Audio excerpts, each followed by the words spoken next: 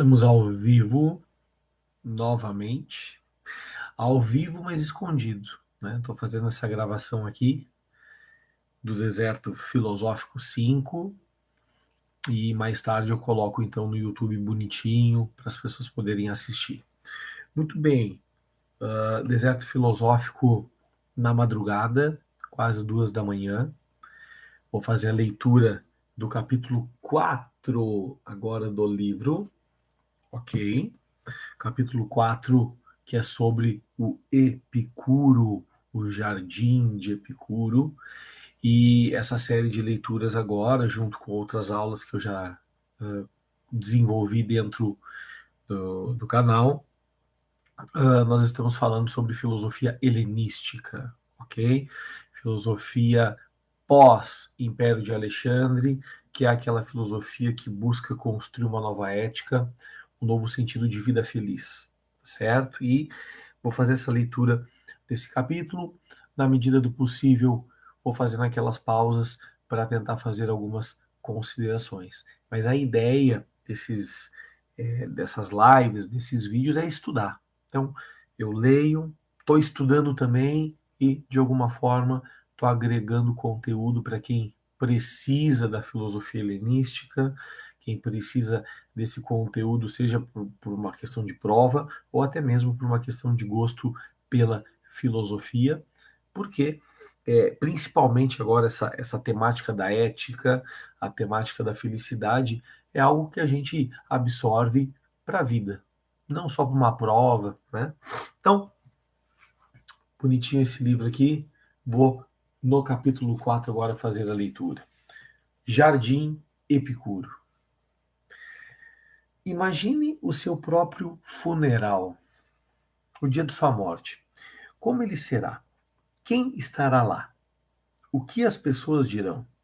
Você deve imaginá-lo, de sua perspectiva, como se ainda estivesse lá observando os acontecimentos, a partir de um lugar específico, talvez de cima ou de uma cadeira, perto de quem sofre sua perda. Ora, algumas pessoas acreditam na forte possibilidade de que depois da morte sobrevivemos ao corpo físico, como uma espécie de espírito que talvez seja capaz de ver o que acontece nesse mundo. Porém, para aqueles de nós que acreditam que a morte é o final, há um verdadeiro problema nisso. Toda vez que tentamos imaginar que não estamos mais neste mundo, nós o fazemos imaginando que estamos lá, observando o que acontece enquanto lá não estamos. Quer você consiga ou não imaginar sua própria morte, parece bastante natural sentir ao menos um pouco de medo da não existência. Quem não temeria a própria morte? Se há de existir alguma coisa que nos deixe aflitos, certamente é a morte. Parece perfeitamente razoável nos preocuparmos em não existir, mesmo que isso venha a acontecer daqui a muitos anos. É algo instintivo. A grande maioria das pessoas já pensou seriamente sobre isso. Epicuro, antigo filósofo grego, afirmava que o medo da morte era uma perda de tempo e baseava-se numa falsa lógica. Tratava-se de um estado de espírito que deveria ser superado. Se pensarmos seriamente sobre a morte, não deveremos ter medo nenhum dela, uma vez que tivermos compreendido de fato o que estamos pensando, apreciaremos muito mais o nosso tempo aqui, o que para Epicuro era muito importante. O objetivo da filosofia, acreditava ele, era tornar a vida melhor, ajudar a encontrar felicidade. Algumas pessoas consideravam mórbido refletir sobre a própria morte, mas para Epicuro era uma maneira de tornar a vida mais intensa. Epicuro nasceu na ilha grega de Samos, no mar Egeu. Passou a maior parte da vida em Atenas, onde se tornou uma figura admirada, atraindo um grupo de estudantes que viviam com ele em uma comunidade. Não havia mulheres e escravos, uma situação rara na antiga Grécia. Isso não fazia dele um sujeito benquisto, exceto pelos seus seguidores, que praticamente o adoravam. Ele dirigia essa escola de filosofia em uma casa com um jardim, que ficou conhecido como o Jardim. Assim, muitos filósofos antigos, assim como muitos filósofos antigos, Epicuro acreditava que a filosofia deveria ser prática. Ele deveria mudar o modo como vivemos. Ela deveria mudar o modo como vivemos. Portanto, era importante que aqueles que se juntassem a ele no jardim colocassem a filosofia em prática, em vez de simplesmente aprenderem sobre ela. Para Epicuro, a chave da vida era reconhecer que todos nós buscamos o prazer.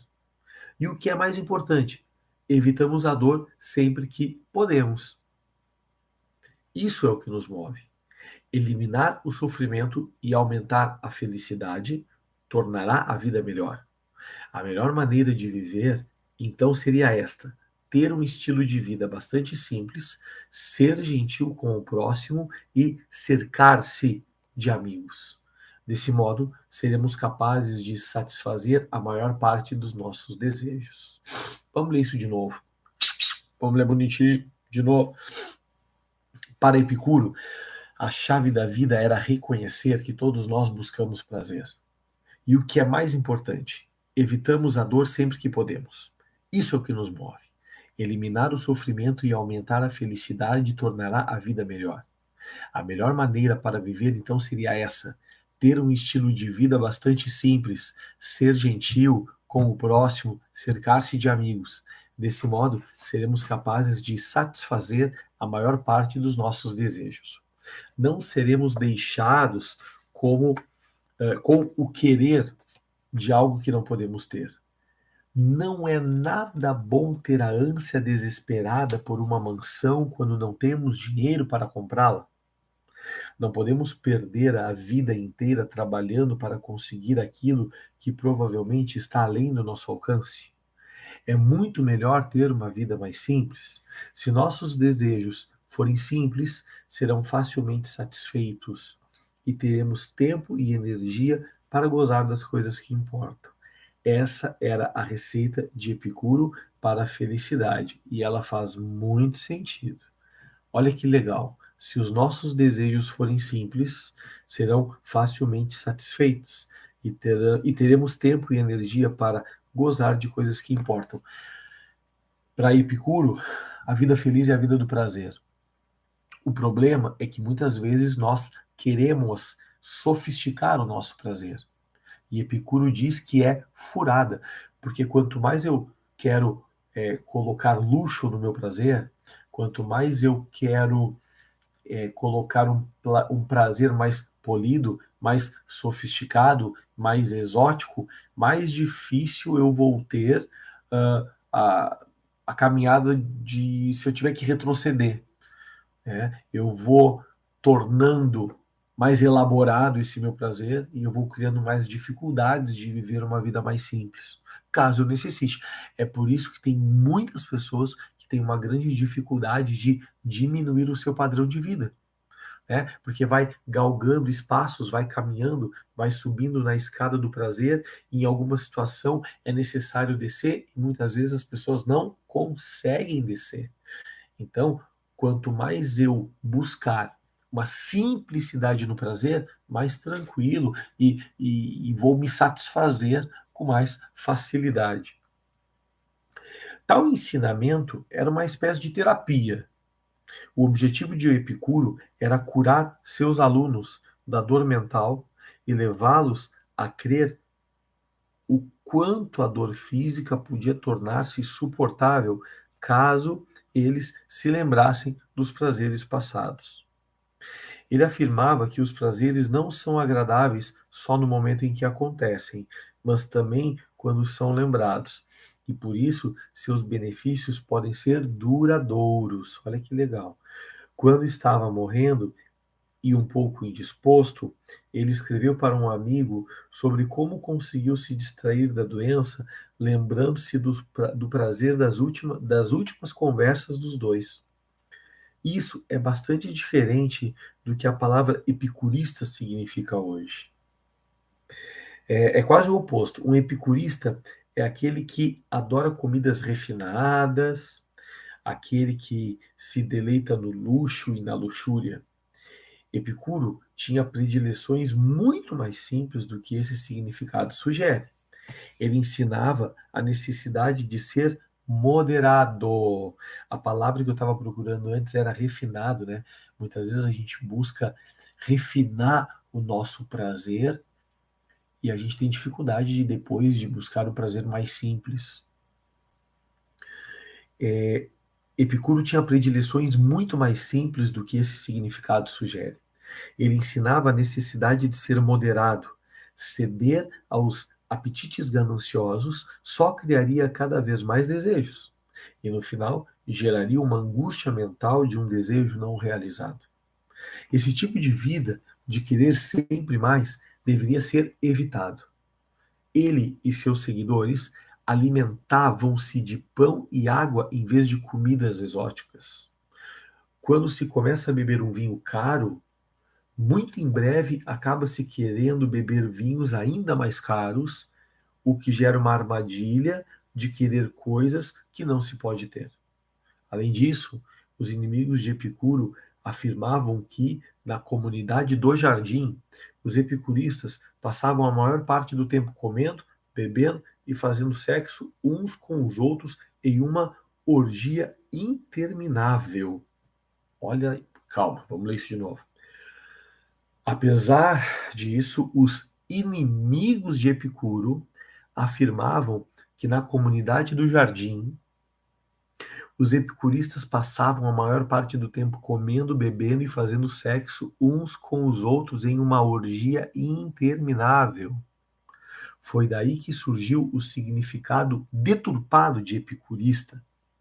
Se os seguidores de Epicuro realmente fizessem isso, estariam em completo desacordo com os ensinamentos do mestre. É mais provável, portanto, que esse fosse apenas um rumor malicioso. Uma atividade a qual Epicuro certamente dedicou a maior parte do seu tempo foi a escrita. Ele era prolífico. Registros sugerem que ele escreveu 300 livros em rolos de papiro, embora nenhum deles tenha sobrevivido, o que é uma pena. O que sabemos sobre ele, o que sabemos sobre ele provém basicamente de anotações escritas por seus seguidores. Eles sabiam os livros do mestre de cor, mas também transmitiram seus ensinamentos por escritos. Alguns desses pergaminhos sobreviveram na forma de fragmentos, preservados na cinza vulcânica que caiu em Herculano, perto de Pompeia, quando o Monte Vesúvio entrou em erupção. Outra fonte importante de informações sobre os ensinamentos de Epicuro é o longo poema sobre a natureza das coisas, escrito pelo poeta e filósofo romano Lucrécio. Composto mais de 200 anos depois da morte de Epicuro, o poema sintetiza os ensinamentos básicos de sua escola. Então, voltando à pergunta que Epicuro fez: por que temer a morte? A morte não é algo que existe a nós. Quando acontece, não estamos lá. O Wittgenstein, um filósofo do século XX, repetiu essa visão quando escreveu o seu Tratado Lógico-Filosófico, dizendo que a morte não é um acontecimento da vida. A ideia aqui é que os acontecimentos são coisas que experimentamos, mas a morte é a remoção da possibilidade de experiência e não alguma coisa da qual poderíamos ter ciência ou algo porque passaríamos de alguma maneira. Passaríamos de alguma maneira. Epicuro sugeriu que, quando imaginamos a nossa própria morte, a maioria de nós comete o erro de pensar que alguma coisa de nós restará para sentir o que acontece ao corpo. Mas esse é um entendimento equivocado sobre aquilo que somos. Estamos ligados a um corpo individual, nossa carne, nossos ossos.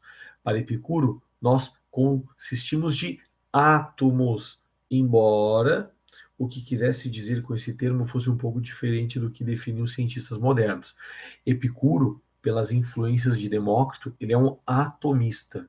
Tudo é integração, desintegração de átomos, ok? Vamos lá. A morte seria a desintegração dos átomos, né? Na morte, quando esses átomos se separam, o sujeito deixa de existir como indivíduo dotado de consciência. Ainda que alguém pudesse cuidadosamente reconstruir meu corpo, juntando todos os pedaços, e depois lhe devolvesse a vida, não teria nada a ver comigo. O novo corpo vivo não seria eu, apesar de se parecer comigo. Eu não sentiria as dores dele, pois quando o corpo deixa de funcionar, nada pode trazê-lo à vida de volta. A cadeia da identidade teria sido quebrada. Que interessantíssimo isso. Porque no momento que a consciência se desintegra, e o atomista acredita que a consciência também é formada por átomos, no momento que a vida volta, seria outros átomos reconstruindo aquela vida. Ou seja, seria realmente uma outra pessoa, na visão de Epicuro.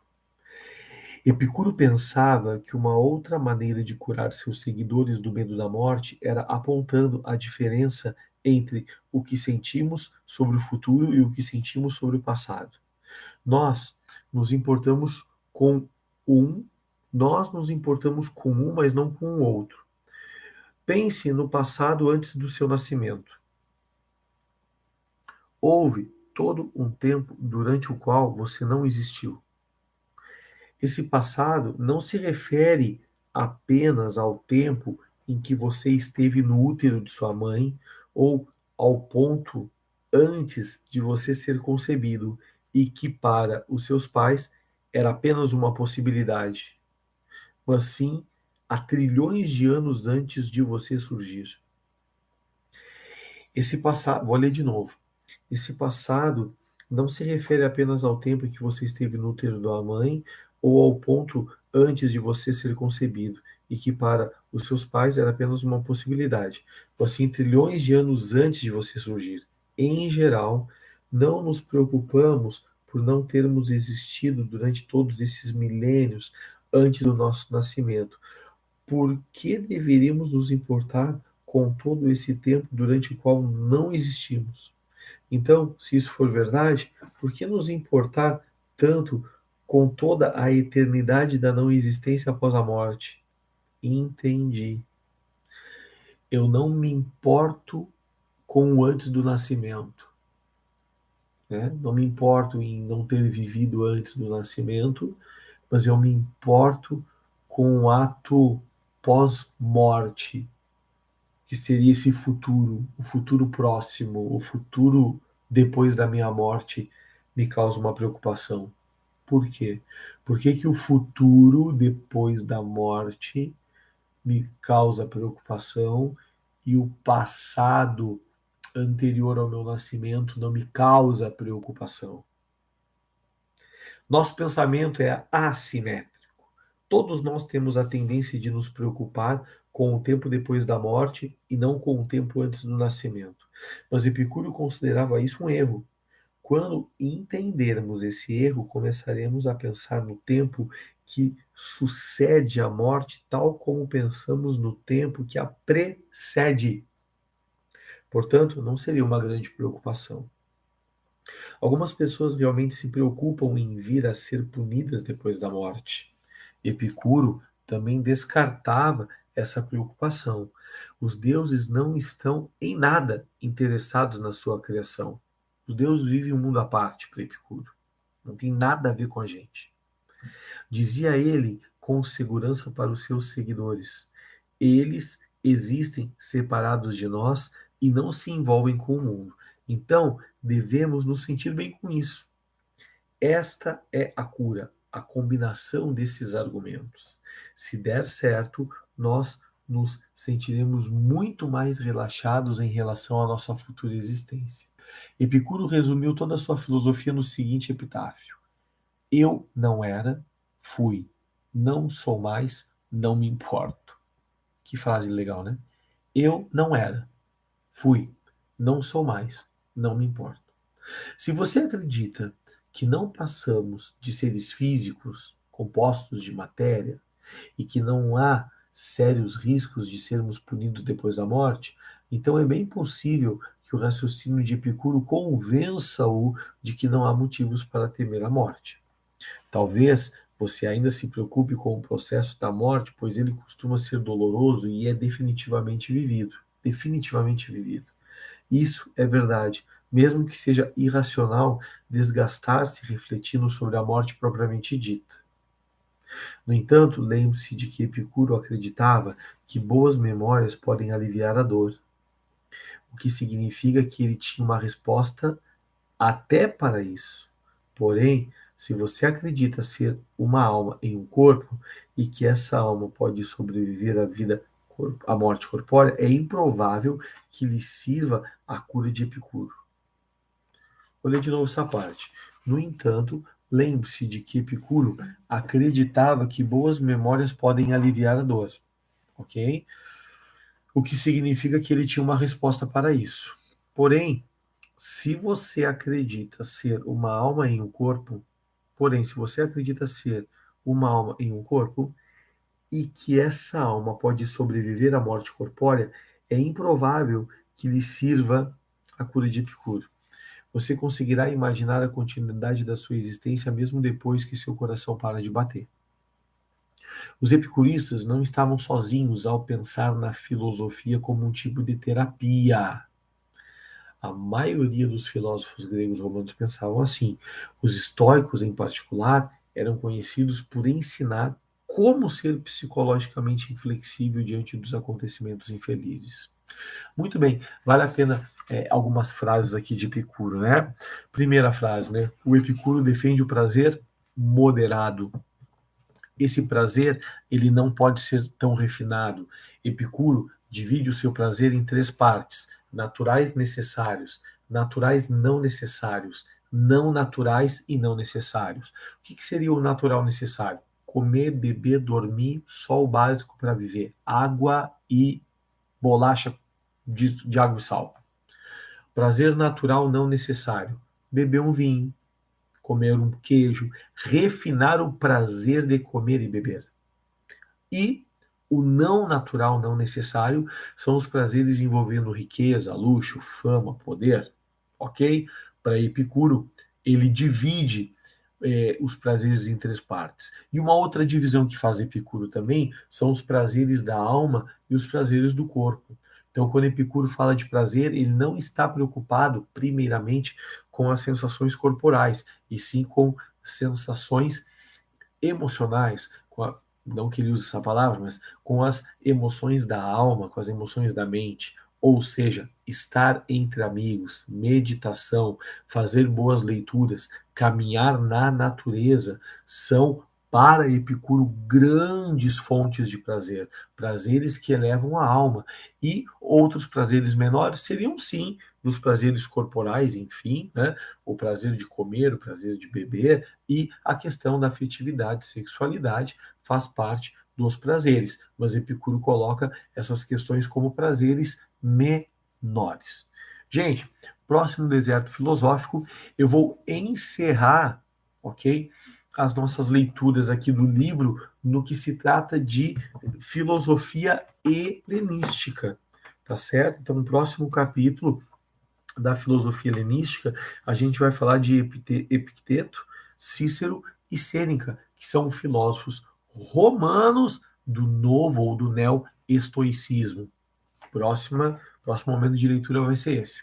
Beijo, até, boa noite, boa tarde, né? Bom dia, até a próxima.